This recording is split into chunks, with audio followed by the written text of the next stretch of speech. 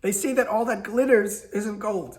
This is found in Shakespeare, The Merchant of Venice. All that glisters isn't gold. And even before Shakespeare, I searched on Wikipedia today, in the 12th century, there's a phrase that's similar, perhaps even a bit earlier. But of course, like everything, Judaism has a statement, has a story very similar, over 1,500 years earlier.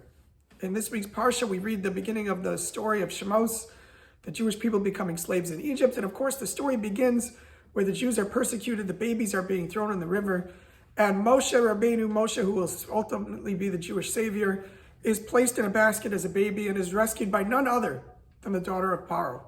And as he's growing up in the home of Paro, the Midrash tells us a story of baby Moshe.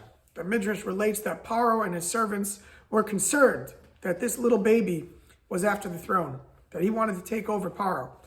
And the Midrash says they performed some sort of an experiment to test. They placed a little basket with gold and a little bowl with coals, and they said, let's see what baby Moshe chooses.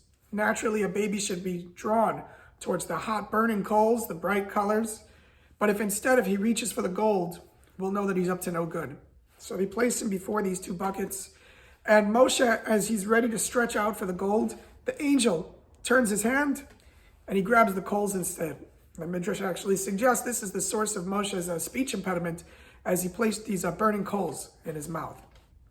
Now, there's a lot of things that can be said about this Midrash, but I came across today from Rav Menachem ben Zion Sachs, who was a rabbi in Chicago in the 20th century. He has a beautiful comment and a beautiful take on this Midrash.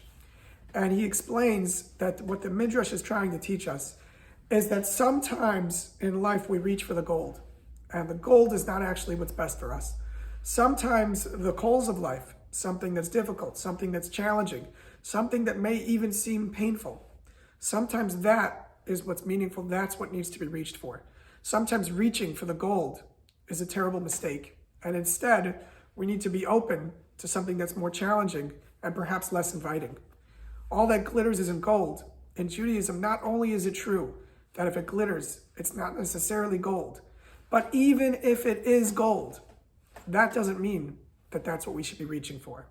As always, I wish you all a wonderful Shabbos.